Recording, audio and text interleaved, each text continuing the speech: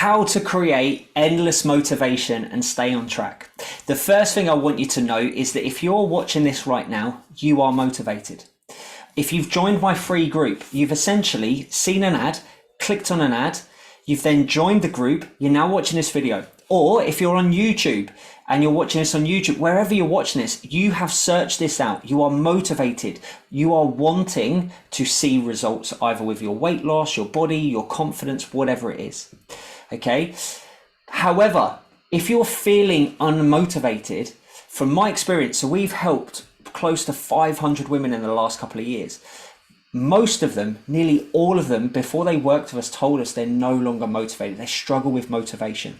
But here's the problem that we found. It's not that they're not motivated. They want to lose the weight. It's important to them. But they're not motivated by the approach anymore. They're not motivated, as in they're not motivated to get started because of what they've done before. Think about it. If you've tried X diet, you've gone back and forth to the diet club 2, 3, 4 times, and you've failed, you've lost weight, you've regained it, or you've tried something and it's not worked and you've not lost any weight, why would you be motivated to do something that you've already done and hasn't worked? And it's that fear of failure. It's that protecting yourself. I don't want to try that again, or I don't want to do that again because it failed before. Now, you don't have to do that approach again. In fact, that's the definition of an insanity. A definition of insanity is doing the same thing over and over again, expecting a different result. The other thing is you ultimately probably know that if you've done it before and you've regained the weight, it's not sustainable, that it's not going to give you the long-lasting results. Again, why be motivated to do something if you feel that way? Another problem we've seen is a lot of the women we've spoken to that we've worked with previously have used external motivation. So external motivation is something outside of your control, or an external thing, date, time. So it could be a holiday, it could be a wedding, it could be a social event. I want to lose X pounds by my holiday. I want to lose X amount of weight, or I want to be X weight by my birthday. And this is fine, it can be helpful, but it's not great, and it's not going to help with motivation. Because let's say you are trying to lose X amount of weight for your wedding day or your birthday or whatever it is. What happens if you veer off track and you no longer think that it's possible to get to your goal? You're going to think, oh, well, why bother? I'm not going to get to my goal now by my birthday, by X date, so I might as well give up. The other thing is, what happens when you get to that date, when you get to that birthday?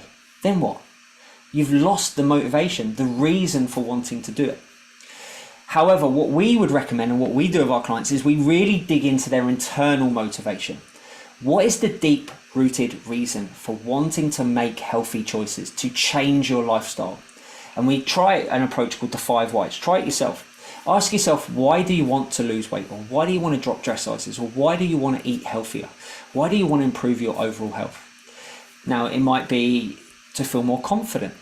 Okay, ask yourself again, why? Why do you want to feel more confident? Why is that important to you? What benefit will that have on your life? And keep asking yourself those whys. There will become a point where you keep asking that you'll be stuck and you're not sure. Now keep pushing, because the digger you deep, the more motivation and the bigger reason, the bigger, deeper internal reason that you have to stick with it. That's the first thing. The second thing is having that flexible diet, that flexible lifestyle. We've talked about this in the last couple of videos. So you can eat whatever you like and lose body fat. It's understanding how much and how to incorporate it into your day. And you should include the stuff you love.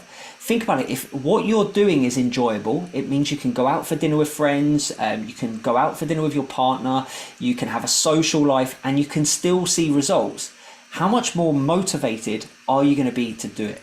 How much more enjoyable is the process going to be? And the last thing that we particularly focus on and would recommend is focus on the small incremental steps.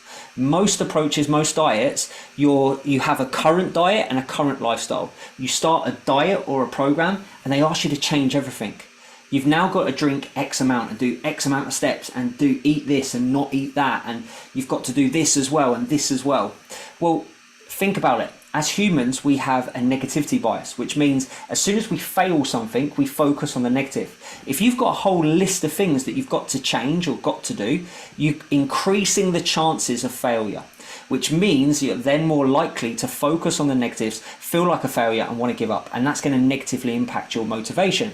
focus on 1, 2, maybe 3 things to change at any one time, and wait till they are embedded and you're successful. Just focusing on a small handful or small 1 or 2 things and doing them well, you're going to feel motivated because you're going to see success.